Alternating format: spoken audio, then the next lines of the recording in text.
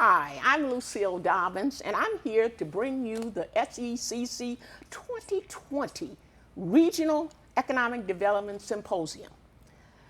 I have had the distinct pleasure in my career of being the Chief Financial Officer for the City of Chicago under the late Mayor Harold Washington.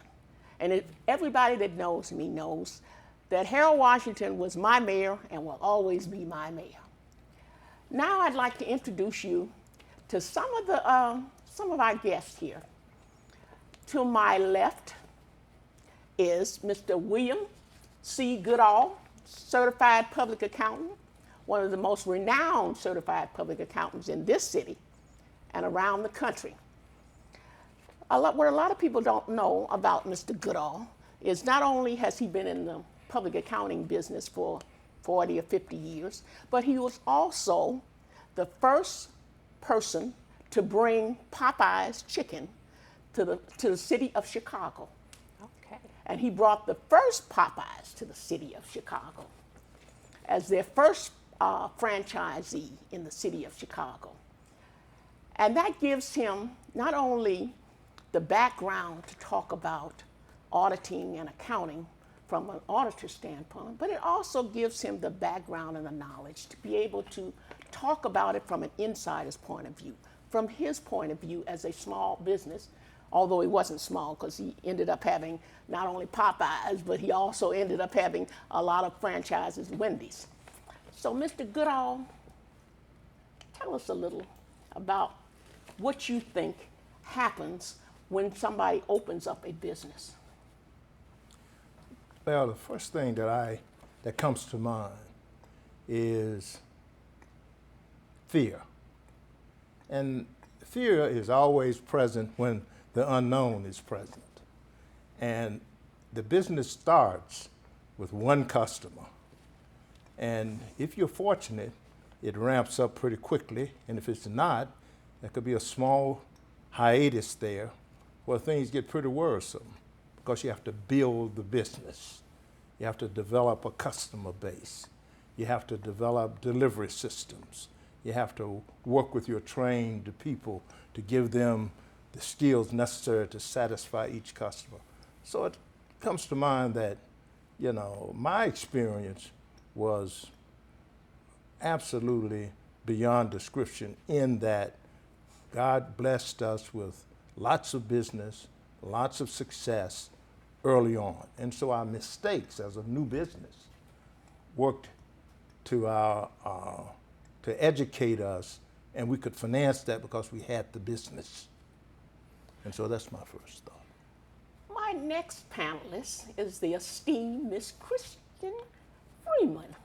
Miss Freeman, although she looks young, she has been in this business for 10 years as an economic and community development practitioner. Ms. Freeman has had the experience of helping over 800 small businesses and community organizations to raise and access capital. Tell us a little bit about yourself, Christian. I am the Chief Solutionist for Project Forward. So as you mentioned, we have been working in the economic and community development space for 10 plus years. So I, interestingly enough, have done a lot of work with SECC through a sister organization, Quad Communities Development Corporation, have managed special service areas, so doing commercial corridor work. But from the perspective that I've worked with small businesses is really around accessing capital. So be it from the perspective of them trying to find a location and secure financing to purchase it, or lease a location and secure financing to build it out to what they need it to be. We started to find consistent gaps amongst really small entrepreneurs, really a lot of what William addressed in regards to the human capital consideration of making sure you have trained people, as well as the intellectual capital consideration of just having the knowledge base of understanding what you don't know and putting together a team to adequately fill those gaps. Do you get a lot of resistance, Christine, from the small businesses that you work with? As a small business owner myself, I understand you got to have a little bit of crazy to be in this space. and make sure that you can withstand the naysayers and the folks that just are going to say that doesn't work. So yes, there is a certain level of resistance, but I've had the benefit of being able to connect with my clients and have them trust me. So that's a very big consideration within the access to capital space is you can have a lot of good information, but if your clients don't trust you, they won't take that advice. Daryl is now the president of Seaway Bank, one of our esteemed, not only esteemed black banks, but one of our esteemed banks in the country. Daryl, tell us about what you're doing now and your path to president of Seaway Bank.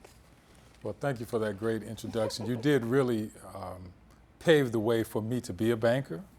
You know, we were both at Harris Bank, now it's BMO Harris Bank. And thanks to you, I can be here today. You know, I got the title of president, but I'm really the businessman my dad couldn't be. Because, you know, my dad was a black college professor from the South. And I can remember getting in the car with him, driving around, looking at apartment buildings, making offers.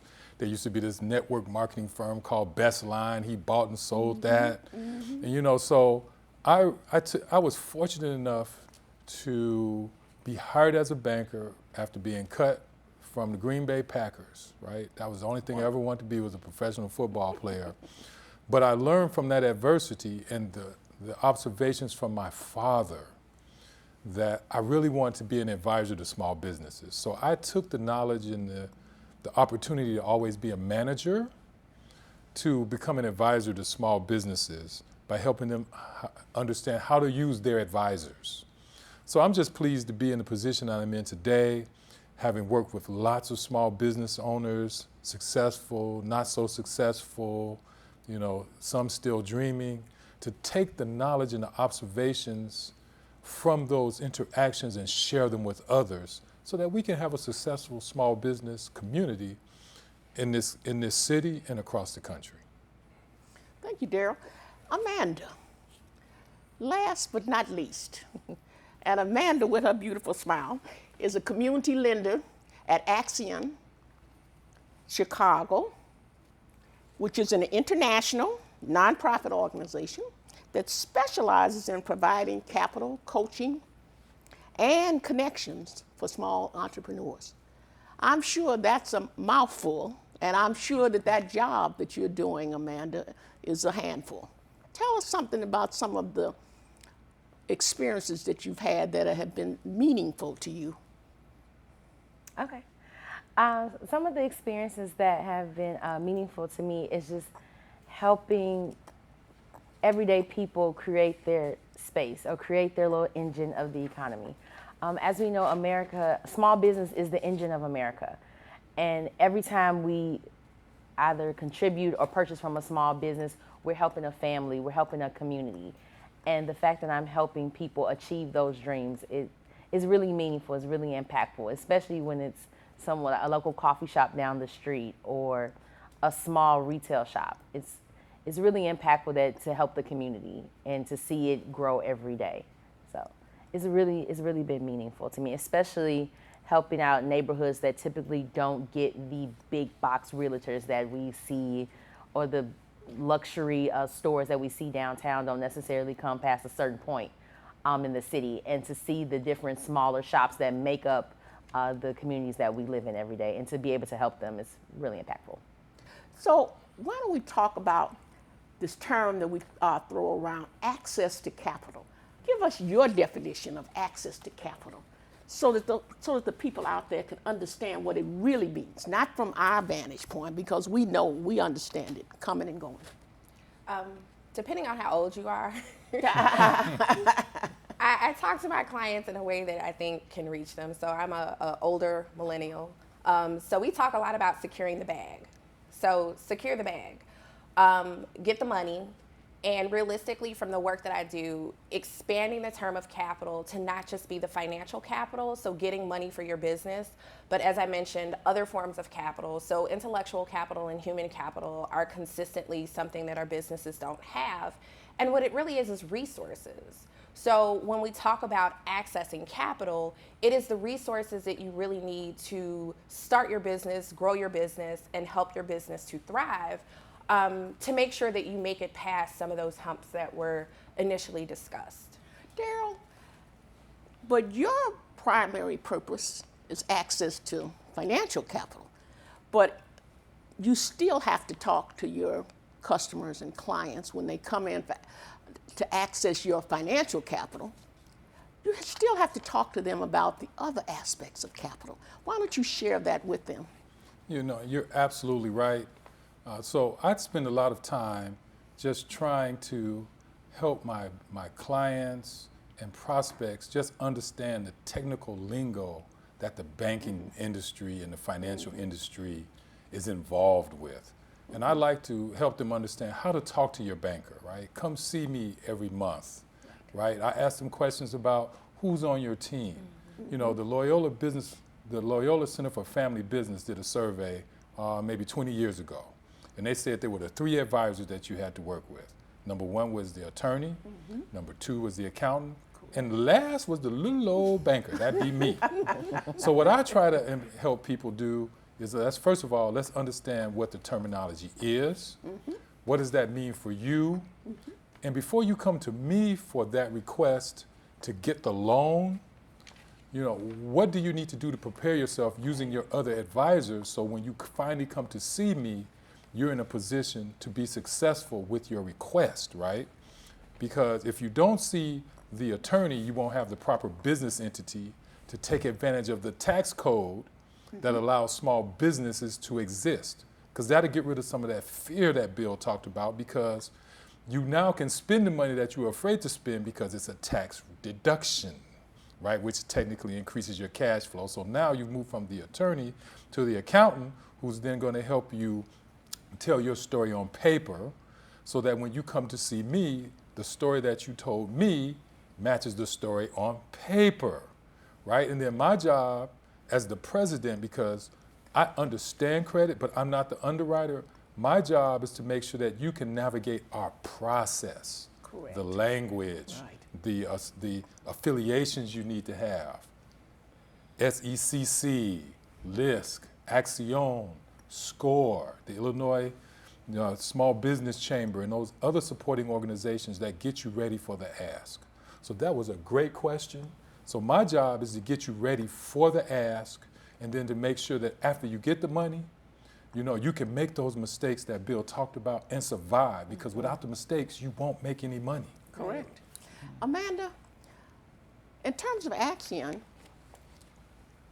you have a slightly different twist than a regular commercial community bank. Why don't you tell us how you educate your clients in terms of this whole world of finance and accessing the funds and going smoothly through that process? Because unless it's a smooth process, you don't succeed, and neither does your client. Yes, thank you.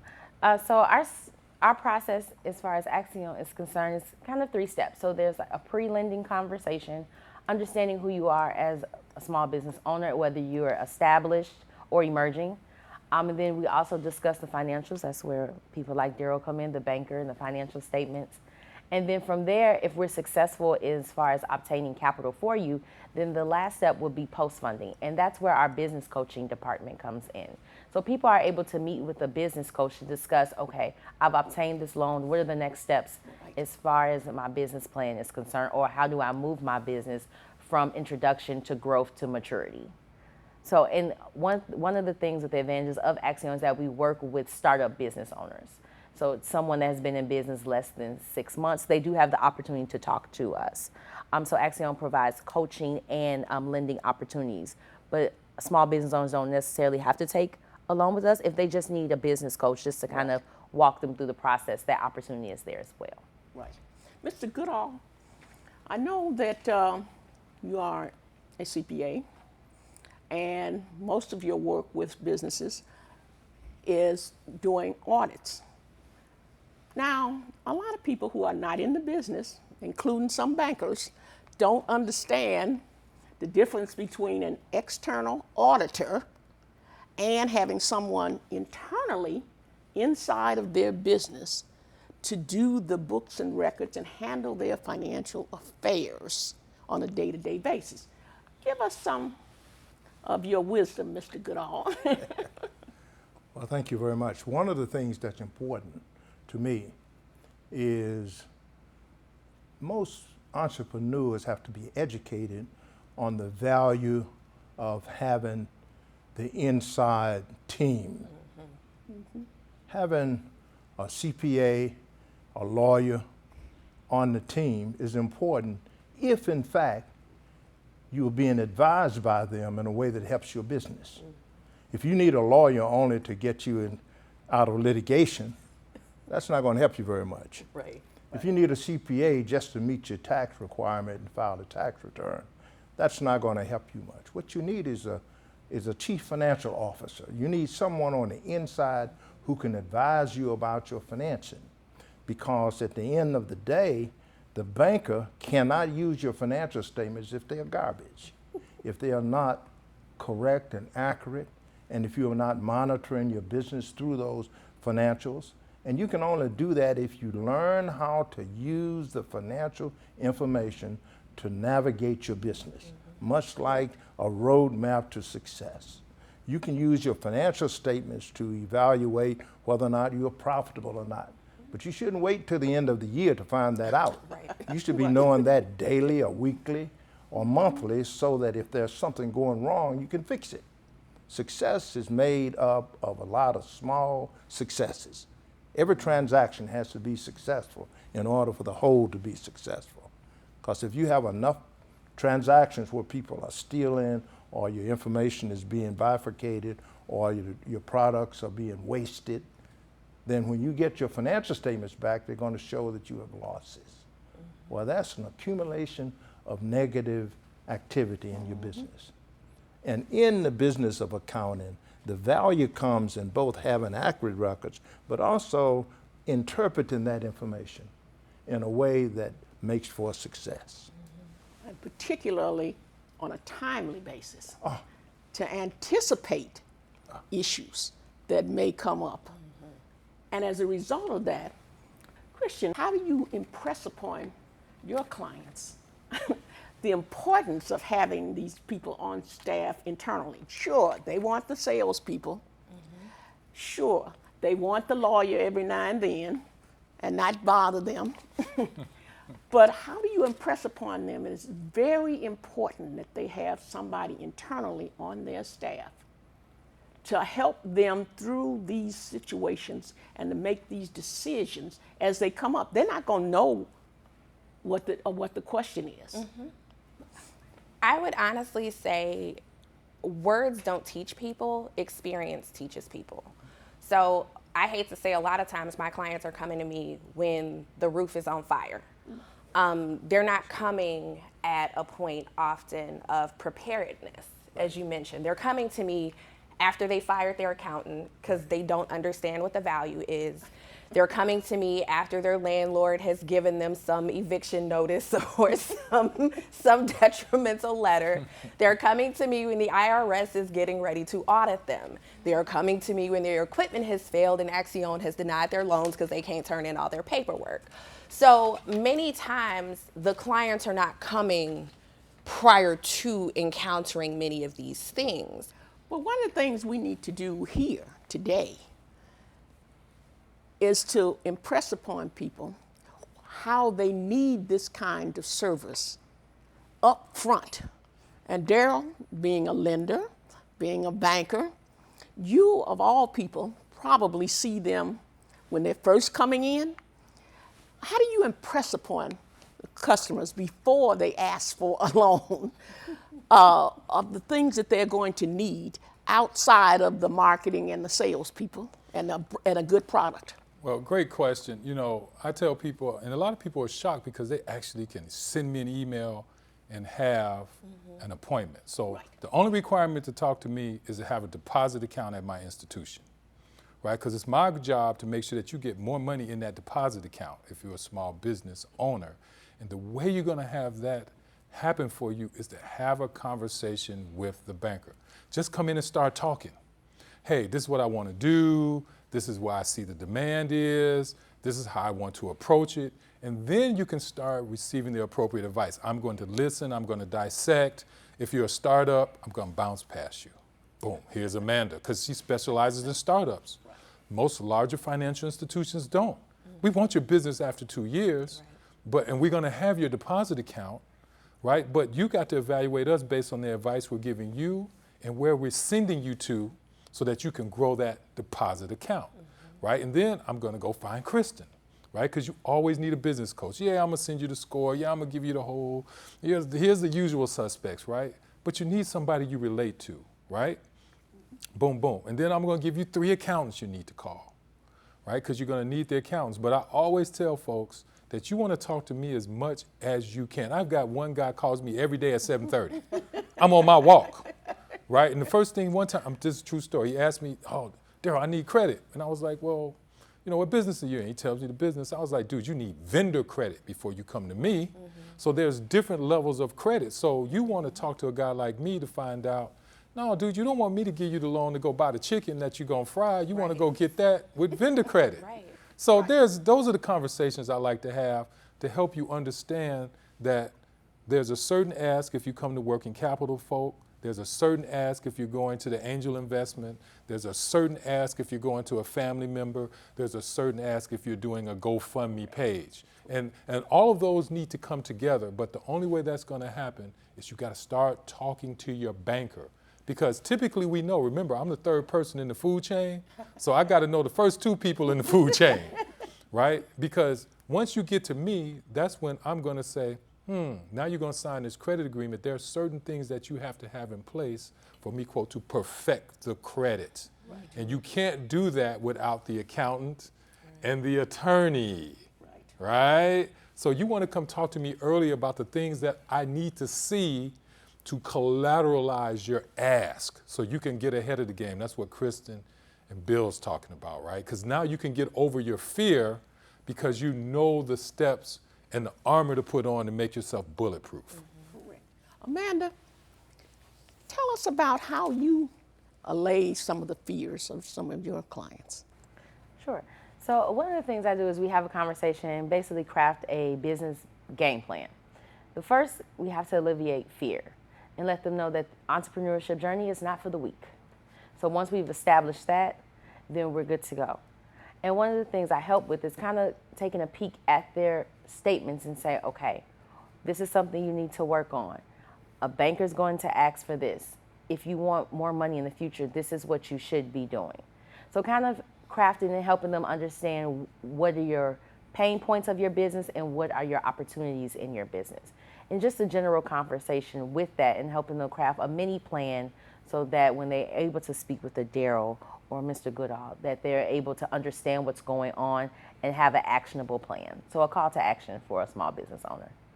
That's good. And you know, there are a few other things that small businesses somewhat overlook in terms of the things that are necessary for them to run that business day to day. And one of the things that most small businesses fall down on is this whole question of payroll. And how do you manage that payroll and paying your payroll taxes on time? Because I don't care what your product is, and neither does the IRS. If in fact you don't handle your payroll correctly and you don't pay your payroll taxes on time, they will come after you and shut you down. And that is an avoidable, very avoidable circumstance. They have a myriad of payroll services out there for small businesses, large business, etc. So let's speak to that a little bit, Mr. Goodall. Payroll taxes, if you pay your own payroll and you pay payroll taxes without a service, you have to decide to pay it, when to pay it.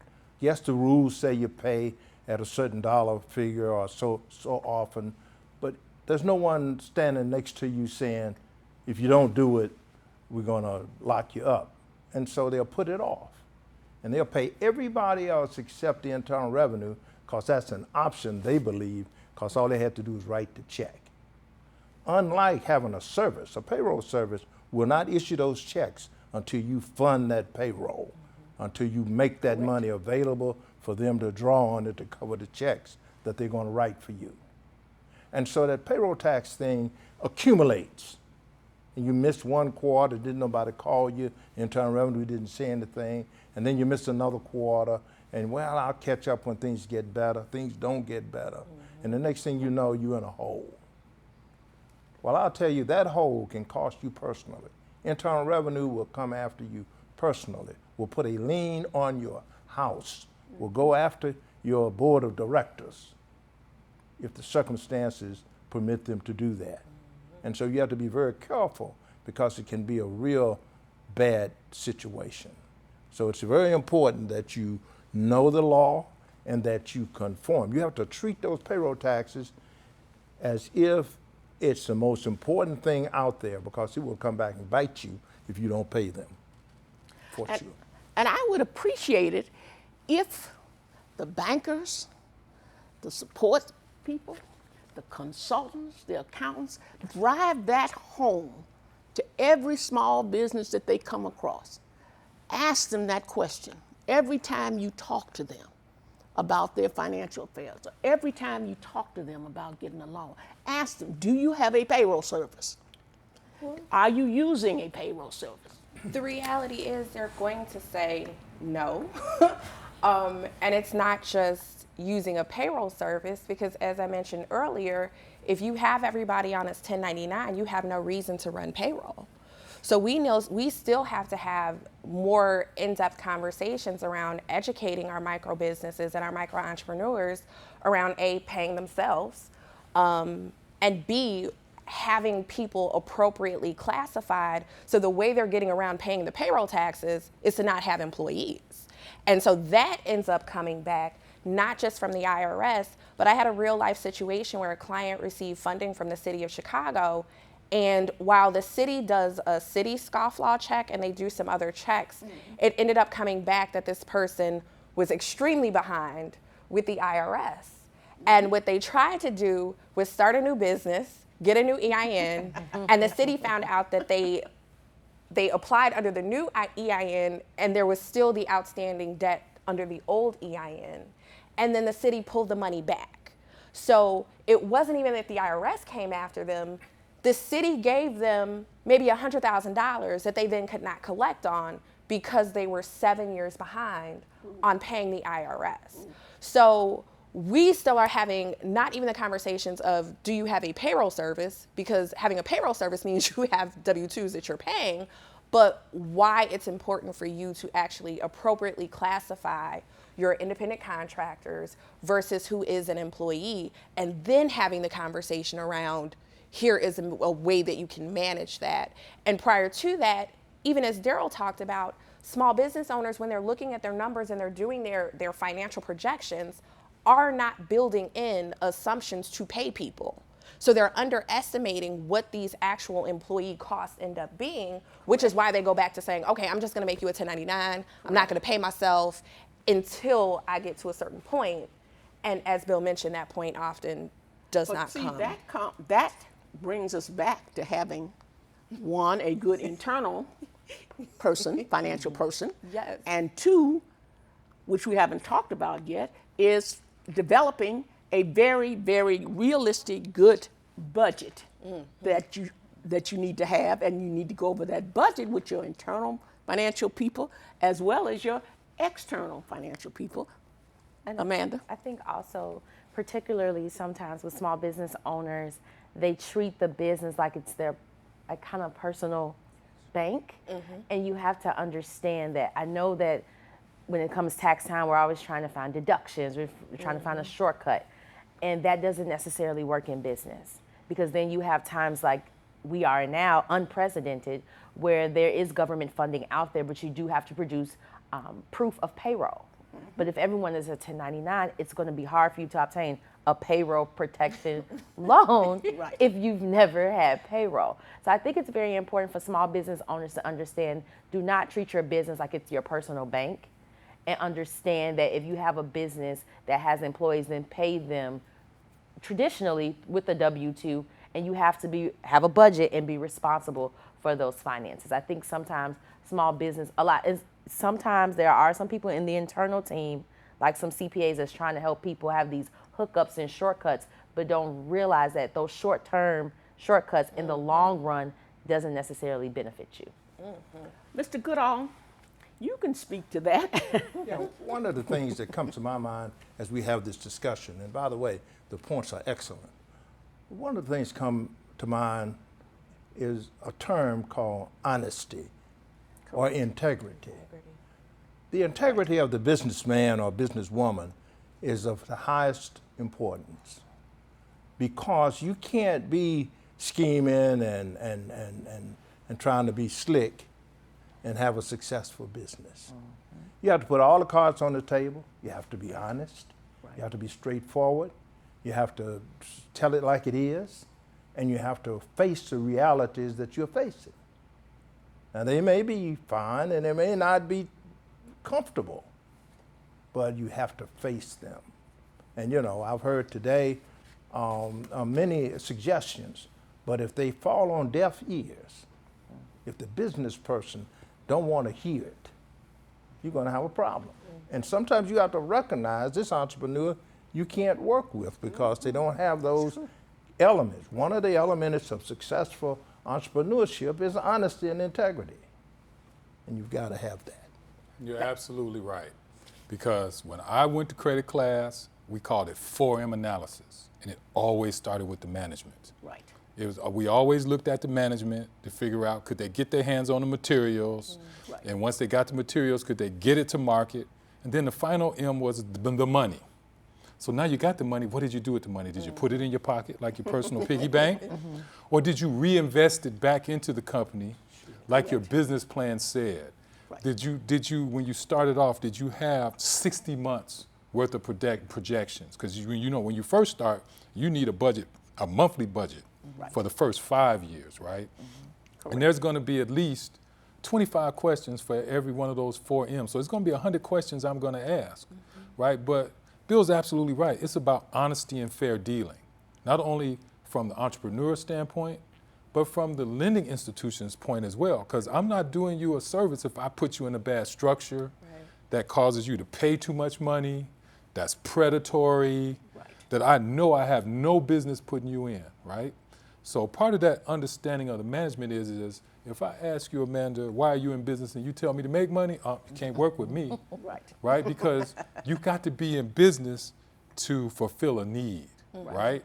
So if you tell me about the need that's out there and the demand, and you figured out how to provide that solution for the demand, now we cooking with oil, right? Now I can send you to Kristen. Now I can send you to Amanda. Now I can send you to Bill, because you're going to be honest about why you're starting a business. You know, I don't know how many people thought about that when Bill said honest, but you got to be honest, because if it's just to make money, you're going to be out of business quick, right? And so it starts with the management. And I'm sorry to interrupt there, but I just had to put that out there because you know Harris Bank was tough, and it started with that management, right? It's always about the person who's starting the entity. Correct. Are they going to do what they said they were going to do? And that's really all credit is. Are you going to pay me when you told me you were going to pay me? And if you can't pay me, do you have enough guts to come tell me you can't pay me? Because I can restructure the deal. Right. Right? It ain't all bad. Right. That's correct. One of the things that I think is important too is the entrepreneur not extracting the business till it dies. You don't want to kill the goose that lays the egg. Some entrepreneurs extract so much from the business before the business is healthy enough to sustain that extraction. Correct. And so they drain it by just maximizing their personal needs. They go buy boats and houses and all kinds of things. And the business needs inventory, it needs these professional services, and they ignore that part because they saw the cash and they could write the check. So they just took the money out of the bank account. And they didn't think about the banker and the need to repay the loan or the internal revenue. All they thought about was their selfishness. And you cannot be selfish in a business. You have to treat the business like it has a life and it has needs. And sometimes those needs have to be fulfilled before your personal needs. Since we're in an environment in the business community right now, because of this COVID-19 situation that doesn't appear to be going away anytime soon, that just makes the small businesses, their situation gets exacerbated because of that. No matter what other problems they have, their situation becomes worse than for large businesses. What are we, just like Cheryl said about the PPP loans, PPP, payroll protection program that came from the government, that dropped on most people and most businesses. And I'll be willing to tell you that most of the businesses that needed that money did not apply for it until it was too late. One, that it was all gone. And what are we doing now for those? What do you suggest that you say to those businesses now, and in terms of them doing what they need to do to sustain themselves and to survive? What do you tell them, Amanda? So during these times, this is where we have tough conversations. And you have to look at your business, look at your budget, and look at your plan and say, can I run this business effectively 50% of my employees, 20% of my employees, 10% of my employees? Take a peek at your business financials and say, what is the most important? Is it important to pay my landlord and then bill inventory? Take out the top 3 most important things that your business that you can pay, whether you have if you're operating at 100% capacity or operating at 20% capacity. I would suggest taking out those top 3 things and then paying those, and unfortunately contacting your other financial institutions like your banker and see if there's an opportunity for restructure.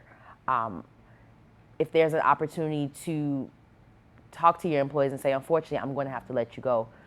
If in 3 months things are bounced back, there is an opportunity for you to come back. But I definitely would take a look at your financials and pick the top 3 things that you're able to financially pay without having to worry about anything.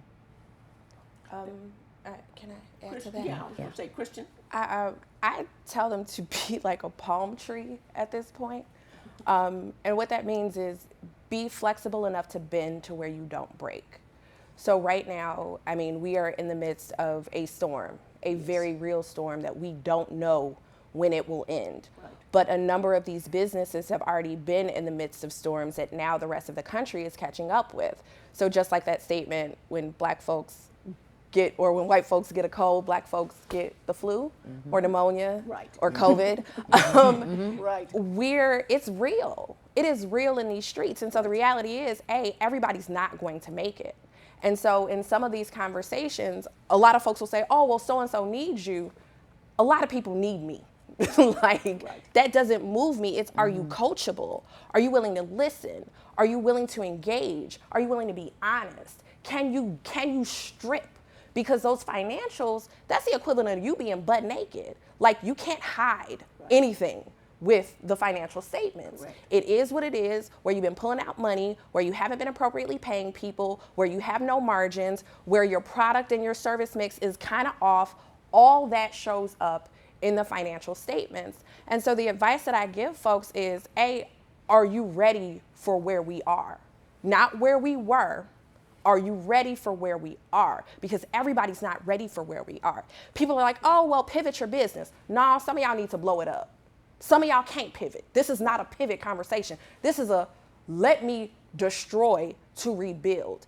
And some folks are not courageous enough to actually do that work. And so some of it within the space of us service providers, we have to be real. Like, okay, you know what? Because there are a lot of organizations that are like, okay, we've given them money, they're too big to fail, but some folks they don't have the management team, and they are not coachable, and their product and service mix is not they're not offering immediate value. So some folks, we gotta be like, you know what? You had a good run, but we gotta pass, we have to invest these resources in a new model, in a new business, in a new area. And so part of that conversation is creating a space safe enough to where people can say, I did this experimentation long enough. I either need to shut down shop or recalibrate completely, and this is how it can happen. So still giving folks the additional tools that they need to kind of survive that conversation.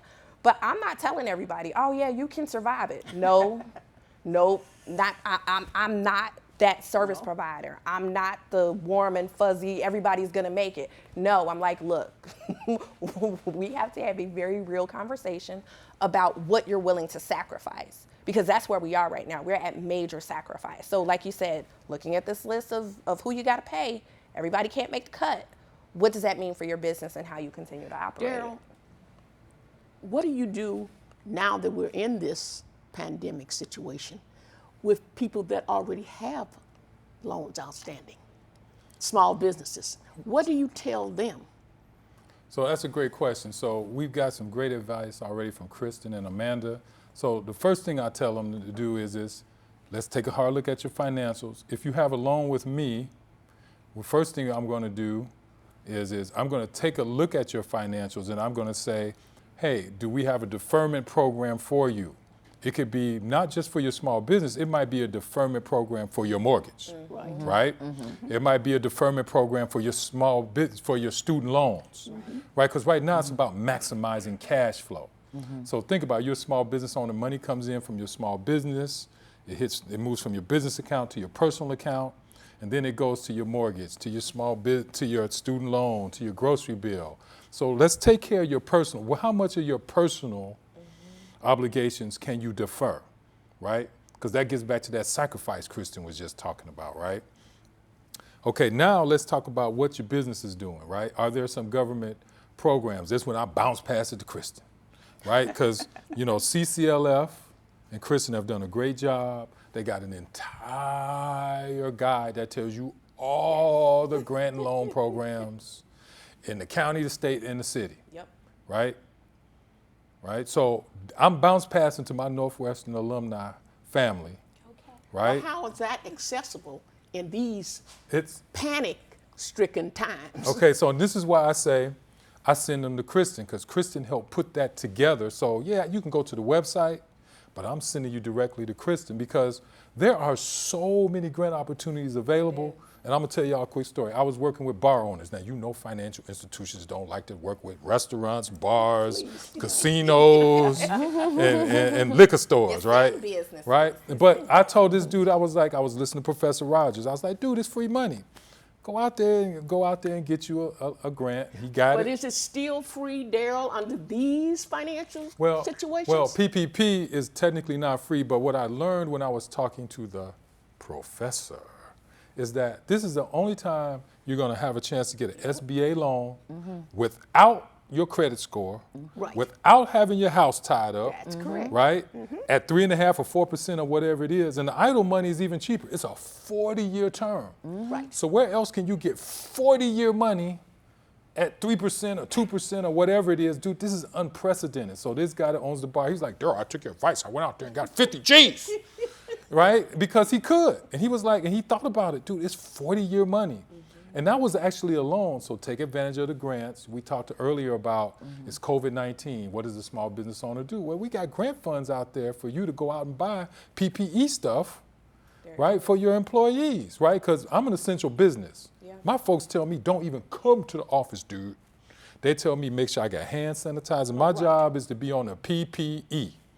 Right? Making sure that because I heard Mark Cuban say it, the companies that are going to survive are the companies that take care of their customers and employees, right? Because people have to feel comfortable coming to your establishments, right? So take advantage of the grant programs that the city, the county, and the state are offering, and the federal government. And unfortunately, due to these unprecedented times, we got all kind of private businesses setting up funds to get a black folk, right? Unfortunately, George Floyd had to die, and people are dying, but there are funds out there that you need to go get, that these large companies are setting up that might just help you survive. Now, that's just the banker in me talking. That's why you got to go see Kristen. You got to go see Bill, because if your financials aren't right, you can't get the money, right? Correct. And Kristen knows all the programs, so there's funding available, but you got to spend the time to stay up to 4 o'clock in the morning reading, right? Correct. And that's the other sacrifice people don't understand. So when you come talk to me, I'm gonna give you a bunch of stuff. right? I'm gonna make sure SECC has it. I got a book for you from that professor I talked about that just tells all the small business guys, these are all the numbers you need to know in your head. Every day you look at your financials, these are the quick 10 things you need to do. Then I got this other book called The Truth About Money I got when I was a private client sales guy that you need to get. Then there's this small business book I got that's got 13 worksheets. And if you can answer every question on that worksheet, you got a business plan. Because I wrote a business plan to get my MBA, and the one thing I found out is all the books tell you about writing a business plan, but they don't tell you the questions to ask yourself to do the business plan. That's so correct. I found this book, right, out the library. And then the final book I tell people is a book called How to Run an Organization by Theodore Kaplow. It is out of print. It tells you everything you need to do to run an organization, right? Everything. It's brilliant. It tells you where to sit the people in the conference room, if they're your friend, they're your enemy. Right. It's brilliant. So I got 4 publications that I tell people to get, but I tell them right now to go see Kristen. Right. Ms. Dobbins, may I just weigh in on that? One of the things that we've talked about in our conversation is the financial statements and the value of financial statements. Financial statements is a historical record of what has occurred in your business. It may have been 3 minutes ago that it occurred, and it should be in the record. Or it could be 3 years ago, and it occurred. It should be a record for that. So there's a history there in print about what's been going on in your business. And all of these institutions want to know not just your name and where you were born and what kind of education you have, but what's the history of your business. And the history of your business helps them to determine the likelihood of your success in the future. Correct. Without a It's doubt. a bridge to success. And so the accountant is a very integral part of this process, but not on the day you need it or 3 days later, but a part of your way of life. And you should embrace that, because I'm telling you now, you may not need those financial statements today, but you will need those financial statements. And it's better that you get them, have them prepared properly, and store them away. So when the banker says, I want to see your financial statements and your tax returns, you can just roll in there and hand them to them. Don't come to my office saying I need some financial statements by Friday. It just won't work. Look, people, this is not the end of the world, but it is dire enough that we all need to look at what we're doing, how we're doing it, and the way we're doing it in order for us to be able to survive another day. Mr. Goodall, since I know that you have survived many, many, many different ups and downs, and around the corner and back around, how did you feel when you were going through that, and how did you feel when you came out of it? Well, let me just sort of do a quick look back. At one time when I first decided that I was a partner in a CPA firm, and I decided to become an entrepreneur. And I bought a franchise called Popeyes and brought it to Chicago.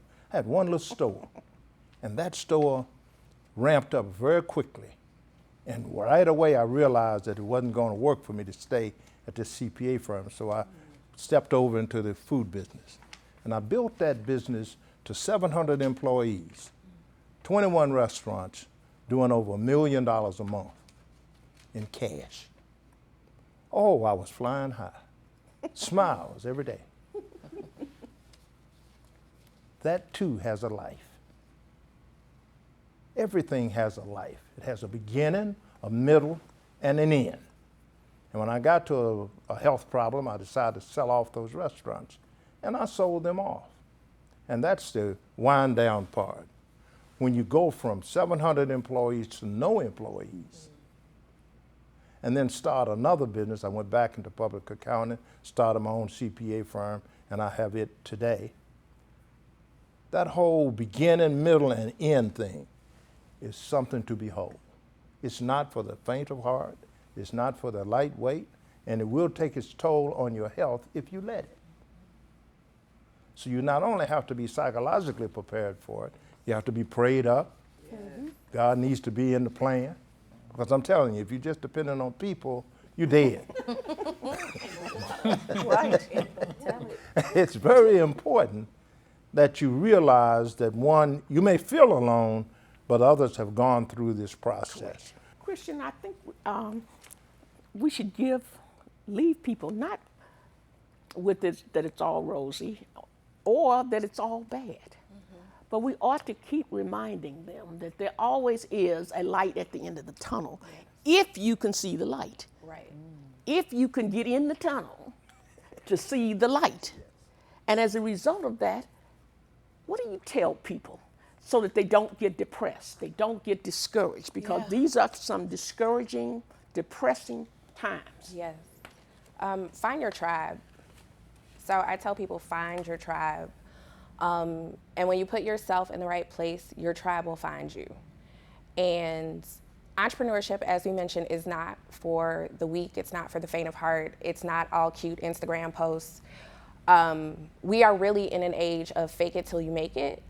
And social media has kind of expedited that situation. But as far as entrepreneurship goes, realizing that you are not alone, realizing that there are people who are crying in their bathrooms just like you, or who have lost their business and are living out of their car.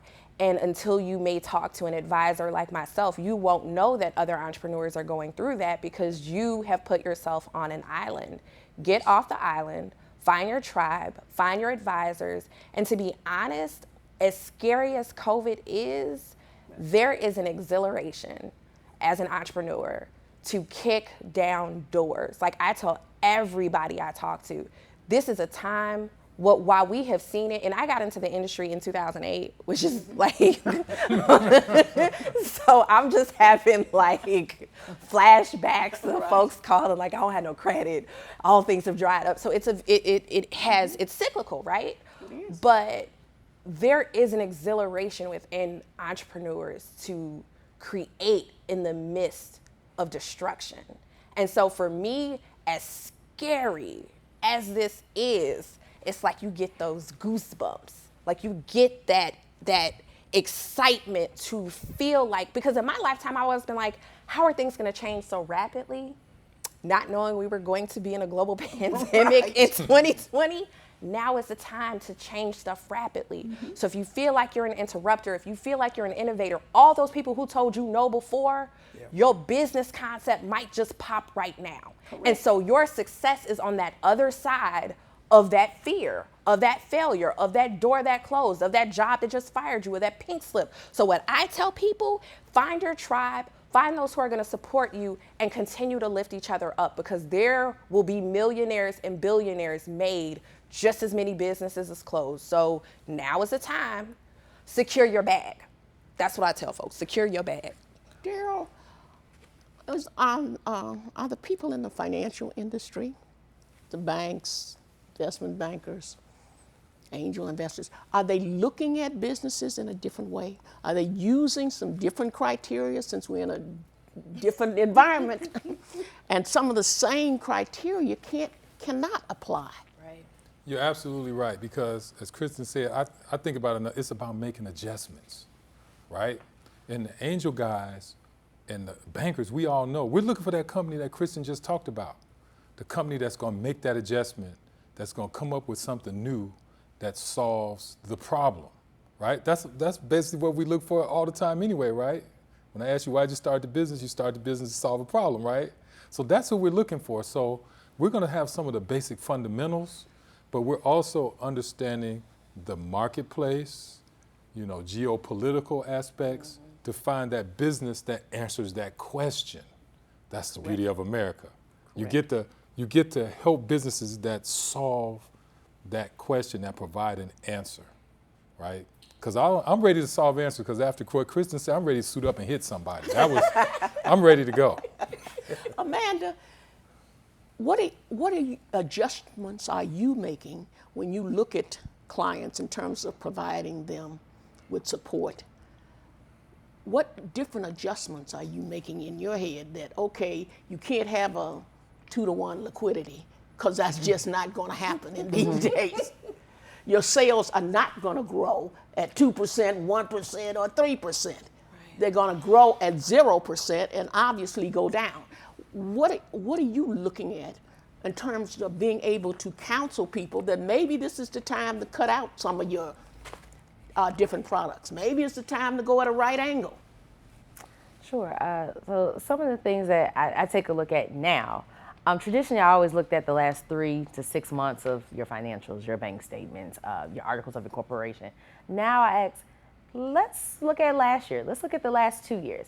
I kind of want to get an understanding of how profitable was your business pre-pandemic, and is there opportunity for you to be profitable post-pandemic?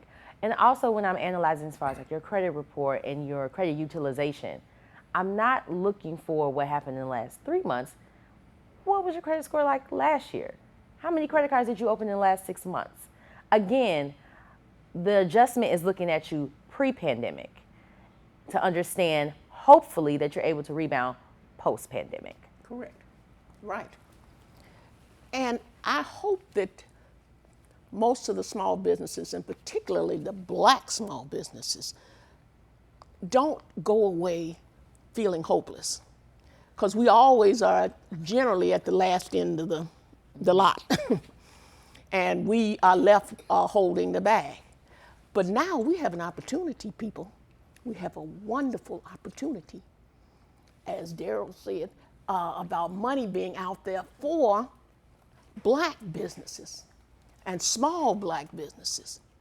But we have got to get up off our duff and do what we have to do in order to get this done and take advantage of this right now, not tomorrow. And if one banker won't give it to you, go to another one, because there's tons of them out there right now. And Mr. Goodall? Yes, one of the things that I've noticed recently is a lot of your state and federal agencies are requiring certain financial information in order for you to qualify even in the application stage. You're going to have to be accountable on paper, because there are opportunities out there, but they come with some requirements. And those requirements might be annual financial statements. Some of them say, look, we gave you $100,000. We're not going to give you any more money until you give us the financial statements for the last $100,000 we gave you. We're going to freeze your relationship with us until you produce some financial statements. Correct. Because that's a requirement that the system is imposing on you, that you have accurate financial statements on a timely basis. And you can only do that if you have the CPA or the accountant as part of your team. Christian, I want us to leave out of here on an upbeat because that's just part of my personality. Yeah.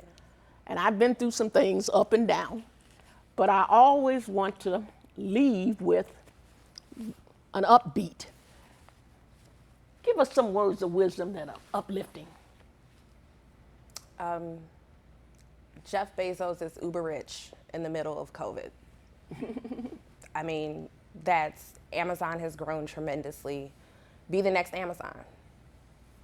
Daryl, give us some uplifting. Well, I agree with Kristen. This is the time right now where you need that team, right? You want to make adjustments. And like Bill said, if you have financials, the financials are about making sure that you can generate jobs. Because remember, we lost millions of jobs. Correct. So the companies that can prove that they are creating jobs will be uber rich. Amanda, give us something uplifting. This is temporary. And in order to prepare for the future, you must start now. So if you've never had financial statements before, Google QuickBooks, Google Wave, contact Mr. Goodall. If you've never always had 1099 employees, plan for 2021, I'm going to start a payroll system. Prepare for the future. Understand that this is temporary and things look bleak, but there's always light at the end of the tunnel. That's for sure. Thank you. And I hope that we have given you some of the pitfalls, but I also hope that we have provided you with a way to get out of this, to see the light at the end of the tunnel. Thank you.